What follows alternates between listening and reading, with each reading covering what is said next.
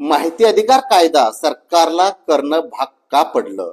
तर मित्रांनो, 15 ऑगस्ट 1947 साली देश स्वतंत्र झाला. 26 जानेवारी 1950 साली प्रजातंत्र आलं.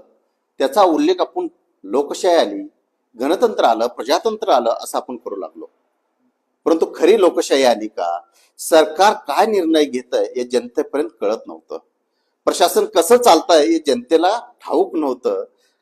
जनतेच्या खिशातून टॅक्स रुपी पैशातून सरकार चालतं, परंतु सरकार काय करतंय हा पाहण्याचा अधिकार जनतेला नव्हता.